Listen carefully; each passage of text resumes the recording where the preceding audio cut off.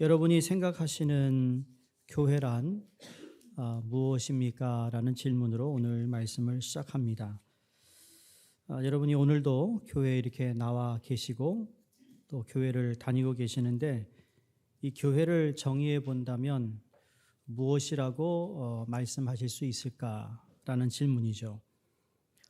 물론 교회를 이야기할 때는 다양한 답들이 있을 겁니다. 그 중에는 부정적인 이야기도 있고 또 긍정적인 이야기도 있을 텐데 우리가 이제 미국 같은 경우는 이제 엔데믹에 들어섰다는 얘기를 하죠.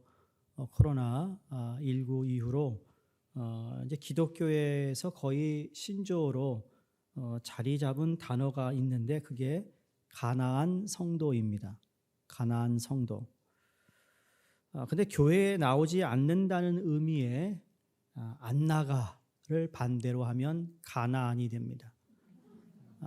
그래서 가나안 성도라는 건 뭐 방황하는 성도이도 있지만 나가지 않겠다라는 성도의 의미가 더 큽니다. 원래는 가나안 땅에 들어가야 되는 거죠. 그렇죠? 가나안에 들어가면 거기에 젖과 꿀이 흐르는 땅인데 안 나가 성도 그러면 기분 나쁘니까 가나안 성도라고 이렇게 얘기를 하는 것 같아요. 참 안타까운 일이죠. 여러 가지 이유가 있더라고요.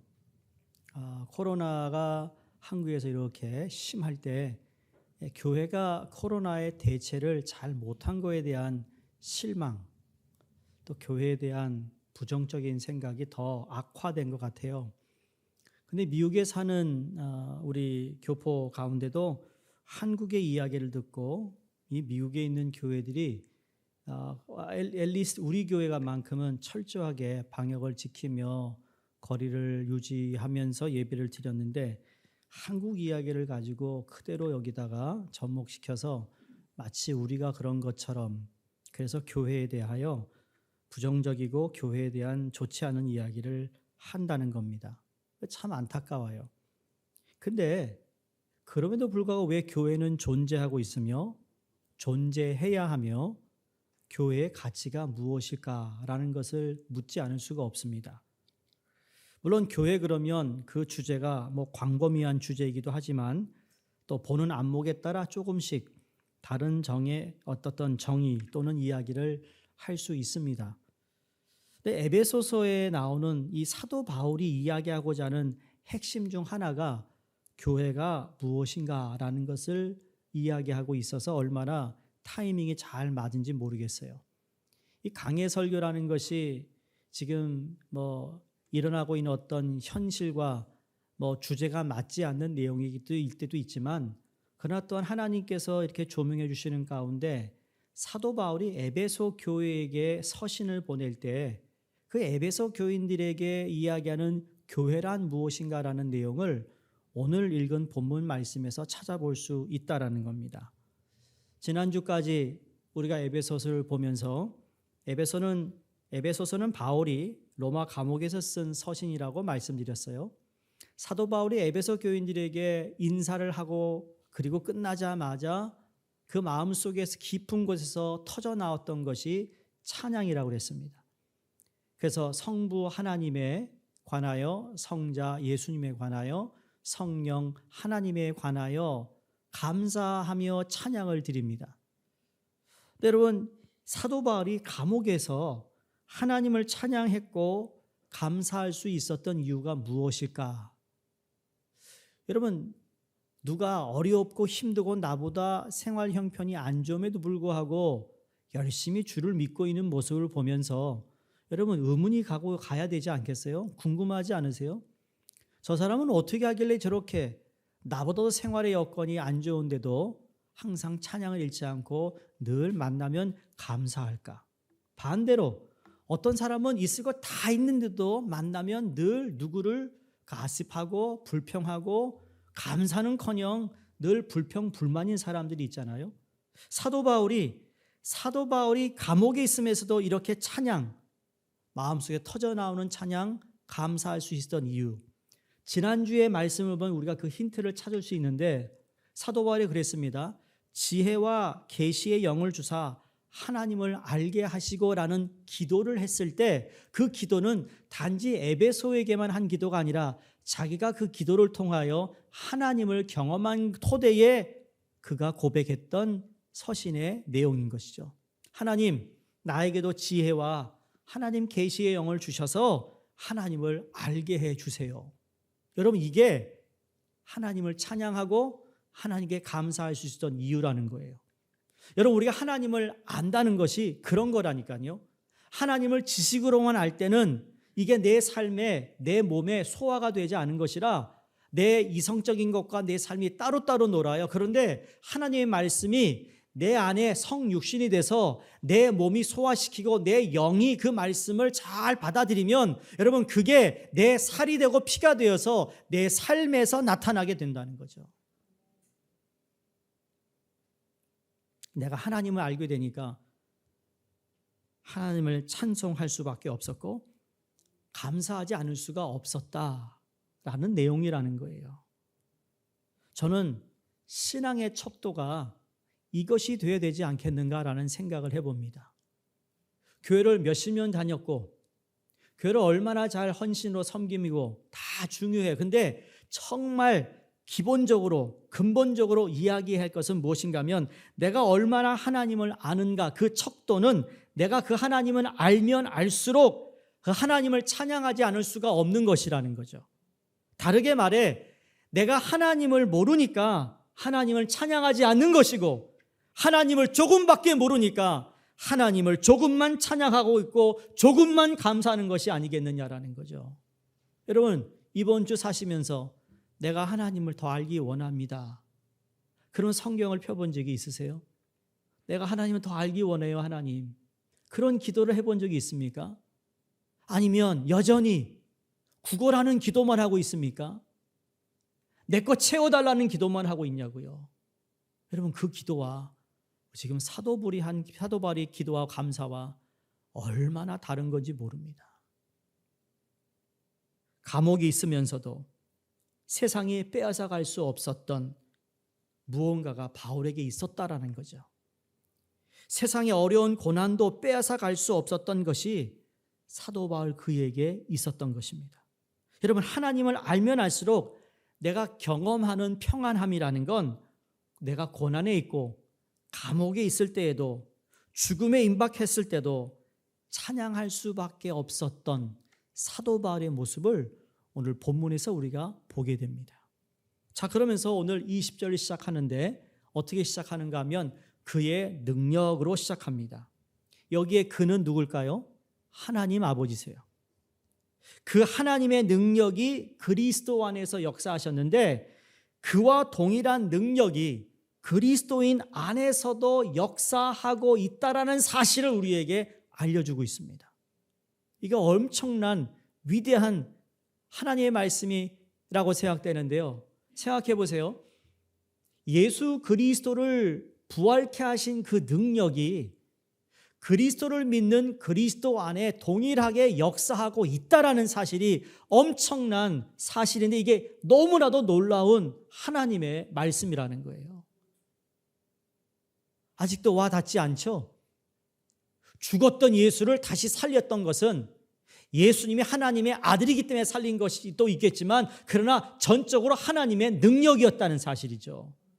그 능력이 오늘 그리스도인에게도 있다는 말씀을 하고 있는 것이죠. 그래서 우리는 평안함을 어렵고 힘들고 고난 가운데서도 우리는 그분이 공급해 주시는 평안함으로 살아갈 수 있다는 거예요.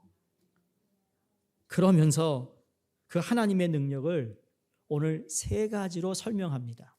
첫 번째, 예수 그리스도의 부활이고, 두 번째, 예수 그리스도를 하늘의 오른편에 앉히사 만물을 통치하게 하신 예수 그리스도의 우월성을 이야기하고 있으며, 세 번째로는 만물을 그의 발 아래 복종하게 하사 만물 위에 교회의 머리로 삼으사 충만하게 하심을 이야기하고 있습니다. 이렇게 만물을 다스리시는 그리스도께서 교회의 머리가 되시는데 교회는 그리스도의 몸이다라는 내용으로 에베소 1장을 마치게 됩니다. 그렇게 결론을 내리게 됩니다. 그런데 여기서 궁금한 점이 하나 있습니다.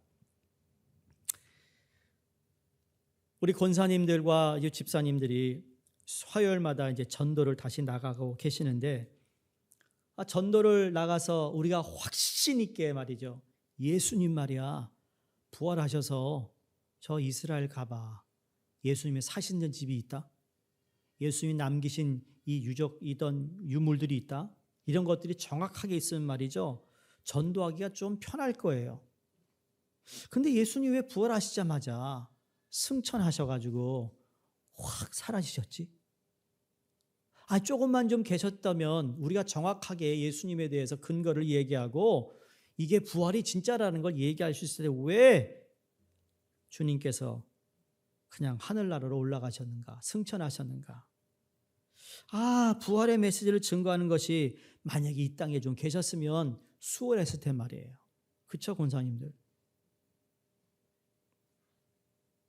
부활을 증거하면서 진짜 부활하신 주님을 가리킬 수 있다면 전도나 선교가 얼마나 쉽겠어요. 예수님께서는 부활하신 후에 승천하셨다고 성경이 기록합니다. 왜 그렇게 하셨을까? 그 이유를 참 책으로 남기셨으면, 예수님의 친필이라면 믿을 만한 근거가 될 텐데, 예수께서는 책 한 권도 쓰지 않으셨어요. 오히려 성경도 예수님의 제자들이 대신 복음서를 썼어요. 제자와 사도들이 서신서를 썼어요. 예수님은 아무것도 남기지 않았어요. 집도 남기지 않았어요. 오늘날 역사에 기억될 만한 유명한 사람들을 보면 무언가 남겨놓고 가잖아요. 유명한 사람이 살았던 집을 기억하며 말이죠, 거길 찾아가요. 일부러 돈을 내면서까지 가잖아요. 미국 땅에 첫 발을 내딛었던 여러분, 그 청교단들이 저 보스턴의 매사추세츠의 플리무스라는 곳에 딱 도착했다는 그 증거물들이 얼마나 많아. 그래서 청교단들이 이 땅에 왔구나라는 것을 알 수 있듯이 예수님도 그랬으면 얼마나 좋았을까. 근데 예수님은 집도 남기지 않고 시신도 남기지 않으셨어요. 그리고 그냥 올라가셨다니까요.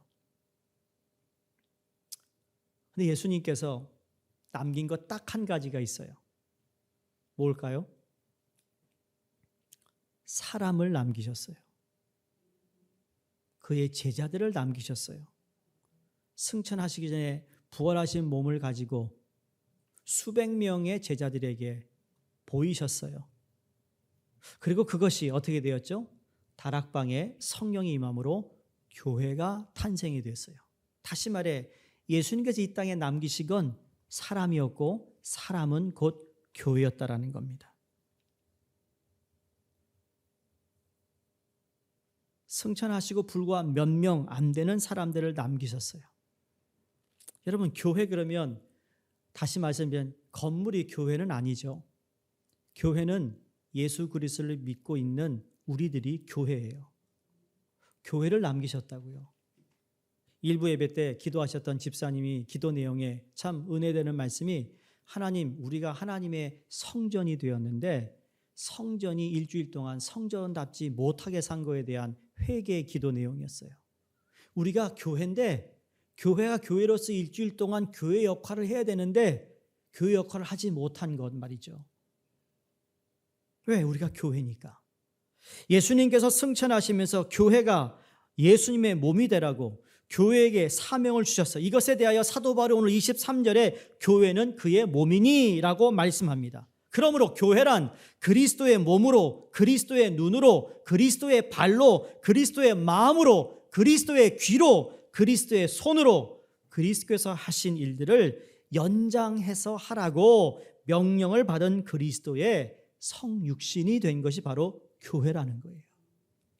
여러분, 이제 왜 교회가 무엇이며 예수님께서 왜 이 땅에 교회를 남겨두셨는지 좀 이해가 되셨으면 좋겠습니다.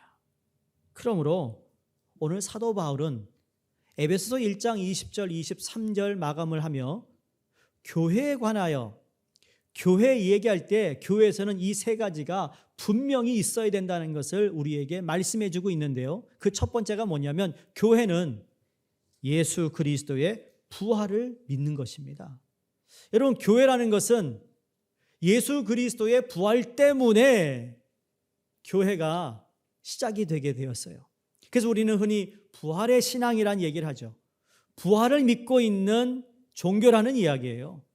거기서부터 시작이 되었다라는 것을 말씀하고 있습니다. 오늘 20절에 그의 능력이 예수님을 죽은 자들 가운데서 일으키셨다, 다시 살리셨다라는 것을 말씀하는데, 여러분, 그의 능력이, 하나님의 능력이 예수 그리스도를 다시 살리셨다라는 것, 부활시켰다라는 것 믿으시죠? 믿으셔야 합니다. 이게 안 믿어지면요, 기독교인이 아니거든요. 이게 믿어지지 않으면 교회가 아니거든요. 이건 좋은 말로 타협할 수 있는 이야기가 아니에요. 그냥 대강대강해서 넘어갈 수 있는 일이 아니라고요. 사랑하는 성도님들, 여러분은 부활의 신앙을 믿고 있다는 이야기는 바로 여러분들이 작은 그리스도로서 그리스도인의 삶을 살아야 하는 책임이 다 있다라는 의미가 되는 것입니다. 그래서 교회 시작은 예수 그리스도의 부활로부터 시작이 되었는데, 더러 자유주 신학자나 또는 부활을 의심하는 사람들이 예수님은 실제로 죽은 것이 아니다, 혼절했다가 다시 깨어난 것이다 라는 이야기를 합니다. 어떤 사람들은 그 예수의 부활이 말이야 육체적인 부활이 아니라 예수님의 제자들의 마음속에서만 살아난 것이야 라는 이야기합니다. 이런 무슨 이야기를 하더라도 예수님께서는 실제 죽음 가운데 다시 일어나셨습니다. 예수 그리스도의 부활은 역사적 사실이 된다는 거죠. 그것을 세상 사람들이 믿든 안 믿든, 혹은 이 자리에 계신 분들 가운데 부활을 안 믿는 분이 아직까지 계실 수 있다면 옆에 있는 분들의 기도와 하나님의 은혜가 여러분 가운데 있기를 간절히 바랍니다. 왜 부활을 믿지 못할까? 왜라기보다는 부활을 믿지 않는 이유가 무엇일까라고 묻고 싶어요. 아마도 부활을 믿지 못하는 이유는 내가 이해가 되지 않아서 못 믿을 사람이 있고요, 내가 경험할 수 없어서 못 믿는다라고 하는 분들이 대부분일 겁니다. 많은 경우 내가 경험하지 못하면, 이해하지 못하면 그 존재 자체를 부인하는 것이죠. 근데 한번 생각해 보세요. 내가 알지 못하는 것은 다 존재하지 않는다라는 쪽과 내가 이해하지 못하는 것도 존재할 수 있다라는 쪽과, 여러분 어느 쪽이 더 지성적이고 객관적인 태도라고 생각하세요? 내가 지성인이라면, 논리 있는 사람이라면, 내가 알지 못하는 것은 존재하지 않아, 내가 보기 전까지는 안 믿어 라는 쪽과, 내가 이해하지 못하고 알지 못하는 것이 존재할 수 있다라는 쪽과 어느 것이 더 타당성이 있냐고요? 누가 더 지성인이냐고요? 내가 알지 못하고 경험하지 못한 세계라 할지라도 그것은 분명히 존재할 수 있다라는 가능성을 열어두는 사람이 현명한 지성이라고 말할 수 있지 않겠습니까? 우리 예수님은 죽음에서 부활하셨어요. 내가 부활의 신앙을 가지고 있다면 그것은 내가 당하는 고난에 대해서, 내가 살아가는 내 삶에 대해서 새로운 이해의 폭을 갖기 시작하는, 여러분 그런 의미를 우리에게 주어졌다라는 것도 생각하셔야 돼요. 무슨 말일까요? 죽음이 끝이 아니기 때문이에요. 죽은 예수 그리스도를 다시 살리신 하나님의 능력이 있다는 것을 믿는다는 것, 부활했다는 걸 믿는다는 뜻은 죽음이 끝이 아니라니까요. 여러분, 삶에 닥치는 어떠한 고난이 끝이 아니라는 거예요. 여러분의 삶이 아직 끝이 아니라고요. 여러분의 인생에 지금 어떠한 일을 당하고 있더라도 끝이 아니라는 말씀을 드리는 거죠. 왜? 우리는 부활의 신앙을 믿고 있기 때문이죠. 끝이 없는 동굴이 아니라 언젠가는 빛을 보게 될 터널 속에 있다라는 것이 훨씬 더 나은 표현이라고 생각이 됩니다. 부활의 신앙을 믿는 성도들에게 여러분, 끝이 아닙니다. 내가 죽는다 할지라도 그 죽음은 죽음이 아니라 영원한 하나님의 나라로 이어지는 또 하나의 하나님이 주시는 영생인 것이죠. 하나님만이 시작이요 하나님만이 끝이십니다. 이것을 믿으시기를 주의 이름으로 축원합니다. 그래서 하나님께서 그리스도 안에서 역사하사 죽은 자 가운데서 다시 살리셨다라는 것을 믿는 성도는, 그렇죠? 다시 살렸다, 끝이 아니고 다시 살리는 하나님을 믿는 성도는 자신의 삶을 예수님이 부활하셨다는 이 진리의 증거로 만들어가는 삶을 살아가는 저와 여러분이 되어야 된다는 거예요. 부활의 신앙을 가지고 있는 우리는, 교회는 부활을 믿는데, 그래서 하나님께서는 부활을 이런 과학적인 논쟁을 통하여 증명하려고 하신 적이 한 번도 없습니다. 하나님이 과학적인 것을 증명할 수 있는 분임에도 우리는 믿어요. 그럼에도 불구하고 하나님이 이것을 과학적인 것으로 증명하지 않았어요. 왜일까요? 성경에 기록된 모든 부활에 관하여 연관된 사람과의 이야기를 보면 다 주님을 만난 사람들을 통하여 부활이 증거되었습니다. 과학적인 증명이 필요 없이 예수 그리스도를 만난 모든 사람들은 예수님이 부활하셨다라는 것을 다 믿게 되더라는 것이죠. 그래서 우리가 부활하신 예수 그리스도의 증거가 되게 하셨습니다. 교회는요, 다른 거 다 떠나고 다 없어도 예수 그리스도의 부활을 증거하는 교회로 남는다면 그 교회는 하나님 앞에서 부끄럽지 않는 교회로 존재할 수 있다고 믿습니다. 우리가 아무런 사역을 하지 않아도 교회인 우리가 예수 그리스도의 부활의 증거자로, 증인으로 살아갈 수 있다면, 여러분, 그래서 예수님은 다른 거 남긴 거 아니에요. 사람을 남겼고 교회를 이 땅에 남겨두셨다는 말이죠. 왜? 우리가 바로 그 부활의 증거가 되기 때문입니다. 그렇기 때문에 이 자리에 계신 여러분과 저, 이 땅에 있는 모든 그리스도인들이 부활의 증거가 되어야 합니다. 그래서 우리가 행실, 우리의 말, 우리의 삶이 중요한 거예요. 우리를 통해 예수를 알게 돼요. 여러분, 다른 사람 통해 예수를 알겠습니까? 예수 믿는 사람 통해 예수를 알게 되는 거죠. 이것이 교회이고, 교회의 지체인 여러분과 저의 변화된 삶이 예수님께서 죽음에서 다시 살아나셨다는 확고한 증거가 될 수 있기를 주의 이름으로 축원합니다. 두 번째, 교회는 예수 그리스도의 우월성을 믿습니다. 오늘 본문에 보시면 20절 하반절에 하늘에서 자기의 오른편에 앉히사, 또 21절에 보시면 모든 지배자, 권세자, 왕들, 이 세상과 다음 세상에는 그 어느 누구보다도 뛰어나게 하셨다 그랬습니다. 하나님의 능력이 이를 가능케 하셨다는데, 하나님은 예수 그리스도를 하늘의 오른편에 앉히사 만물을 통치하게 하셨다. 여기 오른편은 여러분 물리적인 오른쪽이 아니라 하나님의 능력을 상징하고 있습니다. 여러분 어떤 단체나 아니면 무슨 사람들의 모임에 가거나 아니면 뭐 그쵸 뭐예요, 주목지라는 깡패의 어떤 그런 가도 뭐 하죠?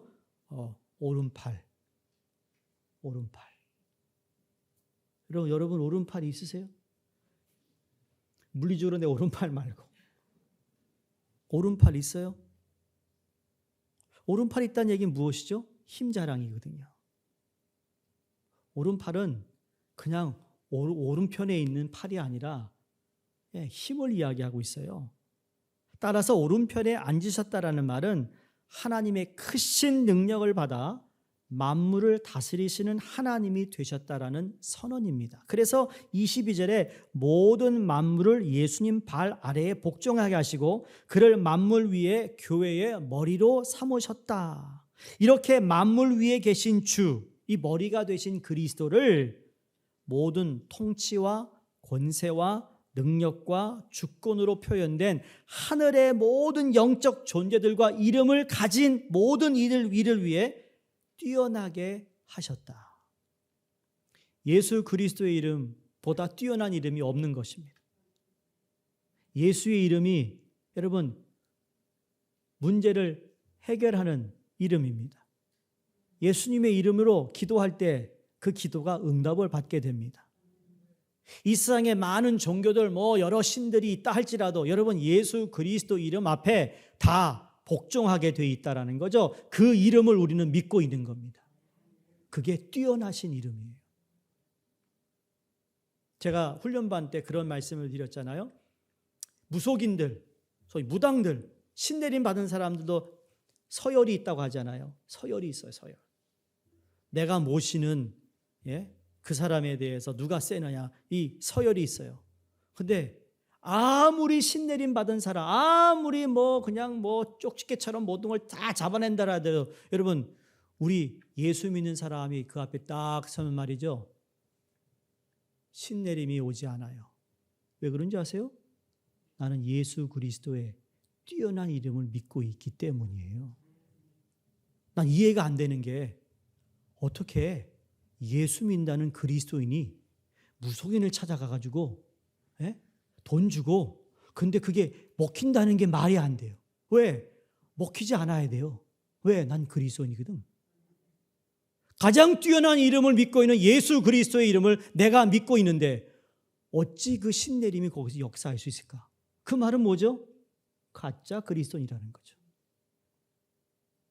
사랑하는 우리 수정교회 성도님들, 무속인 여러분 딱 보면 어이구, 피하는 여러분이 되시기 바랍니다. 예? 이게 장난말 아닙니다. 기분 상하는 일이에요. 봤는데 말이죠, 오, 한번 와봐. 이야, 난 자존심 상할 것 같아요. 자존심 상해서 난 갈 것 같아. 해봐라. 너 해보자.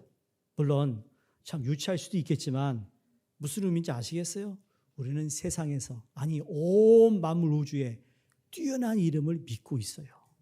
그걸 누구에 허락하셨어요? 교회가. 예수님의 이름은 불가능이 아닌 가능함입니다.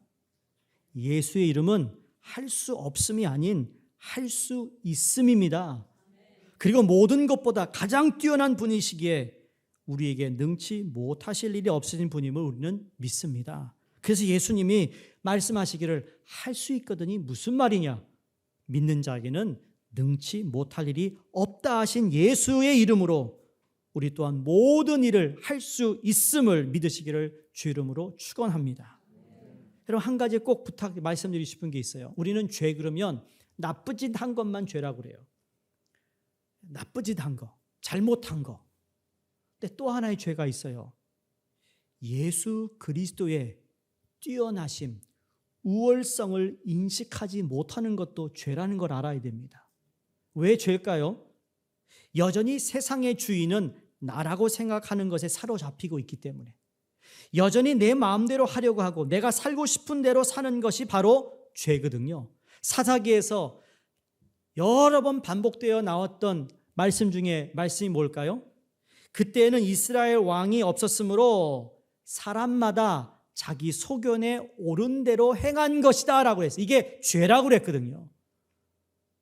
사랑하는 성도님들, 예수 그리스도 이름은 그 어떤 이름보다 뛰어나다, 우월하다, 그런 확고한 믿음을 가지시기를 주 이름으로 축원합니다. 마지막 세 번째로는 만물을 충만하게 하시는 이의 충만함을 허락하셨습니다. 만물을 충만하게 하시는 이의 충만함.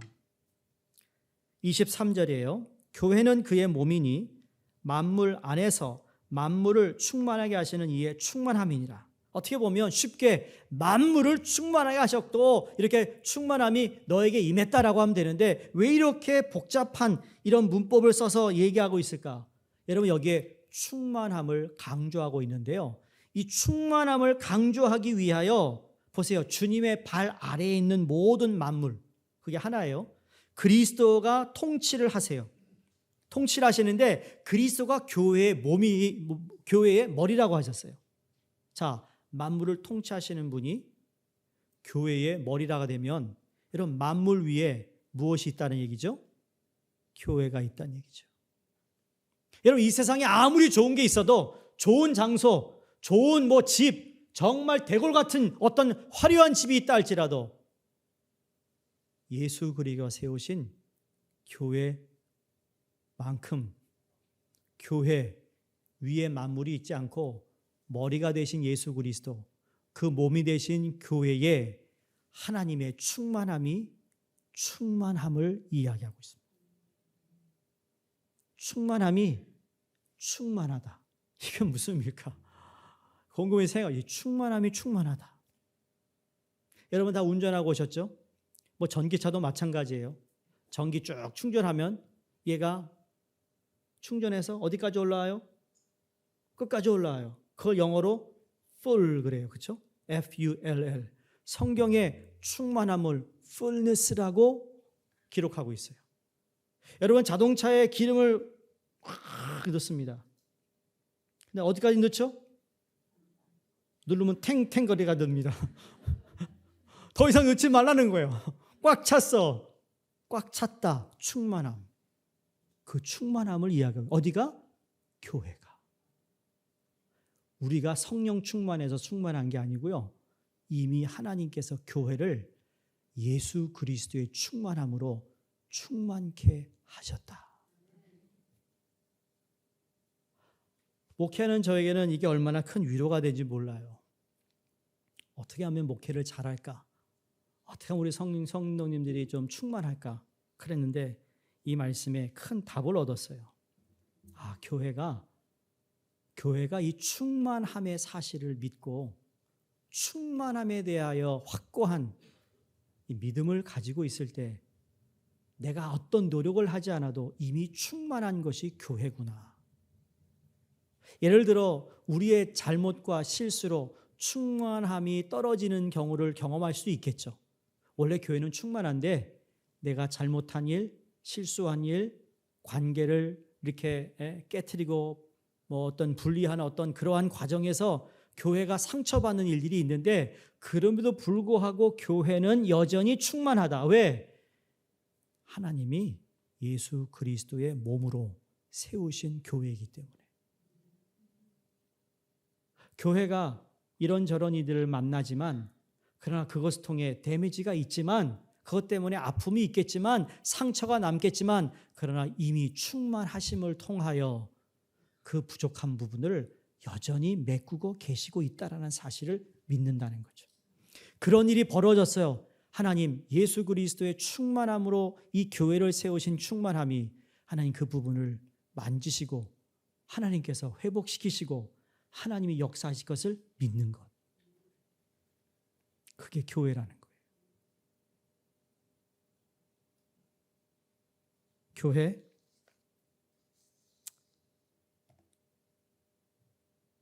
분명히 실망스러운 모습을 가지고 있어요. 교회에 대한 실망, 목회자에 대한 실망, 교인에 대한 실망 왜 없겠어요? 그것뿐인가요? 무기력하죠? 자기 이익을 구하려고 하죠? 그리스도의 통치 아래 엎드리기보다는 임의대로 자기 영광을 구하려고 하죠? 오히려 그리스도 이름을 욕되게 하는 일이 번번이 일어날 수 있어요. 보이지 않는 하나님의 권위를 인정하기가 힘든 그런 모습도 있을 수 있겠죠. 그 결과 하나님은 교회를 그리스도의 몸으로 영광스럽게 창조하셨지만 오늘 우리가 교회를 초라하고 부끄럽게 만들고 있는 것도 사실일 겁니다. 그럼에도 불구하고 교회는 여전히 그 하나님의 능력의 충만함이 예수 그리스도를 만물 위에 통치하게 하시고 교회의 머리가 되게 하심으로 말미암아 그 충만함이 사라지는 것이 아니라는 거예요. 인간의 잘못과 죄로 말미암아 하나님의 충만하심이 떨어지거나 위축되거나 그게 모자라는 것이 아니라 여전히 충만하다는 사실을 믿을 때 교회는 교회로서의 본분을 지켜나갈 수 있다라고 믿습니다. 여러분, 교회는 만물이 그리스도로 충만하기 전에 이미 충만해진 실제입니다. 교회의 머리는 목사도 아니고 교회 창립 멤버도 아니고 교회는 오직 예수 그리스도가 교회의 머리라고 말씀하셨어요. 여러분, 사람의 신체에서 머리가 명령하는 대로 우리 몸이 움직입니다. 그렇죠? 우리 머리에서 뇌에서 명령하는 대로 우리 몸이 반응을 하죠. 그런데 머리와 상관없이 몸이 움직이게 되면 어떻게 될까요? 그것을 흔히 발작이라고 얘기합니다.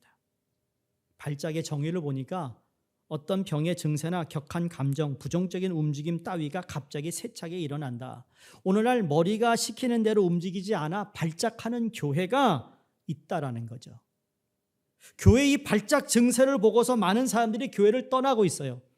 교회를 혐오하기까지 합니다. 그래서 여러분 이런 말 들어보셨을 겁니다. 나는 그리스도에게는 관심이 있는데 그리스도에게는 관심이 없어. 나는 예수는 알고 싶은데 예수쟁이들이 싫어.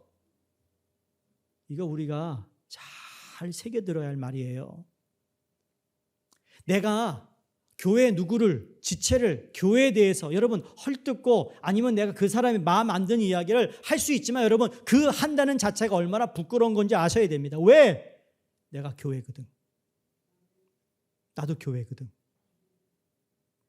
내가 예수 그리스도의 부활하심의 증거의 삶을 살지 못하는 부끄러움을 모르는 그 자체를 살지 못하는 부끄러움은 모르고 여전히 눈에 보이는 일어나는 일들, 그러나 여전히 하나님의 세우신 이 교회, 예수님의 교회가 뛰어나고 가장 이름에 뛰어난 이름으로 세워진 교회며 이 교회가 여전히 예수 그리스도의 충만함으로 충만한 교회라는 것을 인식하지 못할 때는 눈에 보이는 대로 말하고 내가 경험한 대로 말한다는 것이죠. 근데 교회는 내가 무슨 말, 어떤 말을 하든 상관없이 예수 그리스도의 충만함으로 충만한 곳이라는 겁니다. 그래서 우리가 충만함을 경험합니다.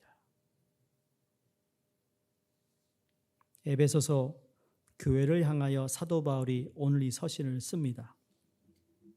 여러분, 교회하면 누구의 이야기를 할까요? 교회는 누구 이야기를 하죠? 전혀 예. 하나님, 예수님, 복음의 이야기죠. 잘 들으세요.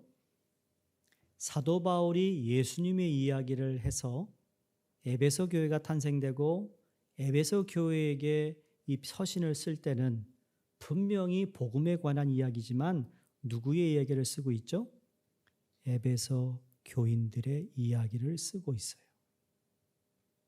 여러분, 오늘날 교회 이야기라는 건 특히 오늘 우리 교회 이야기를 이야기하는 거죠. 그 교회 안에 교회가 예수 그리스도의 부활의 증거로 살아가고 있는가의 이야기.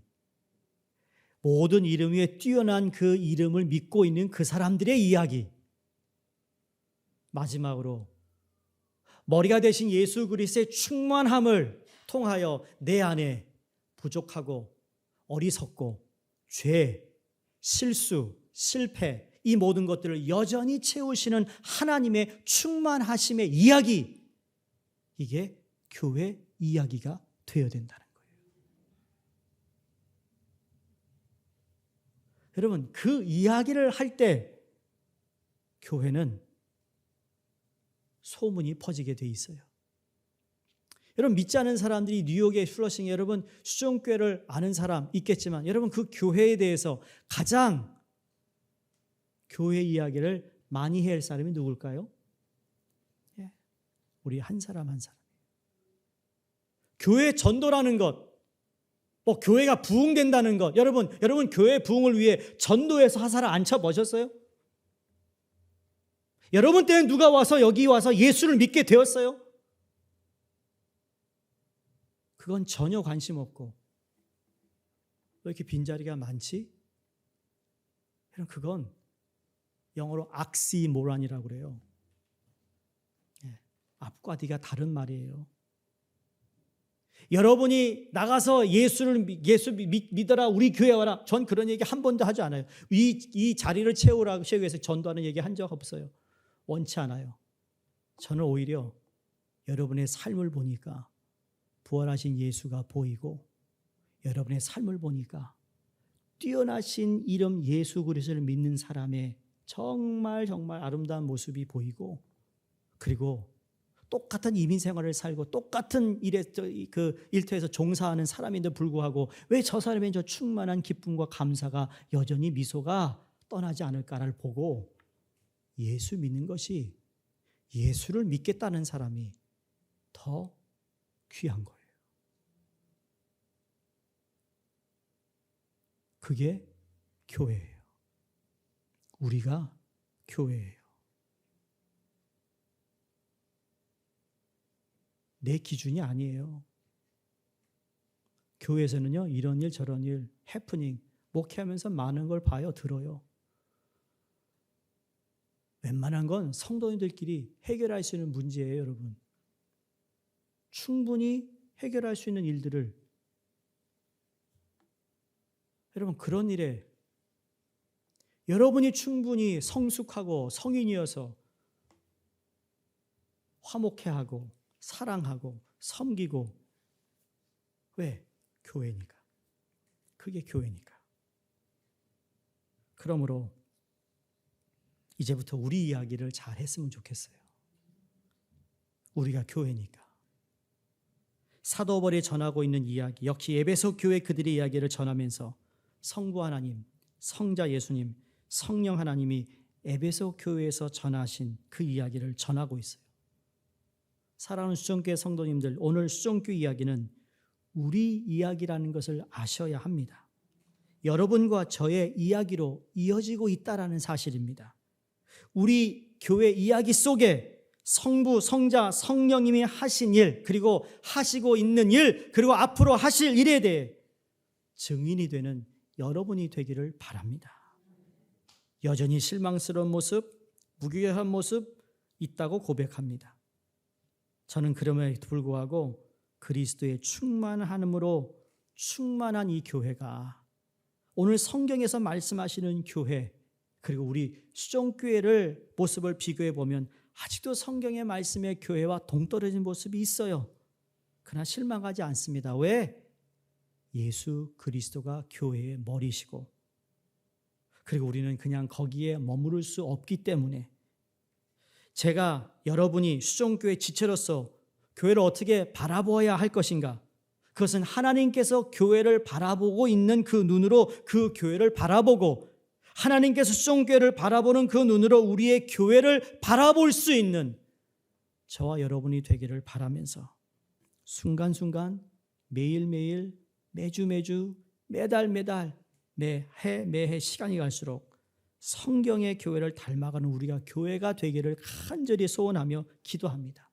성도님께서도 그런 마음을 가지시고 함께 우리 교회를 세우신 예수 그리스도의 머리에 함께 우리가 순종하며 그분이 인도하시고 원하시는 그 뜻에 맞추어가는 아름다운 우리 교회가 되기를 주의 이름으로 축원드립니다. 기도하겠습니다.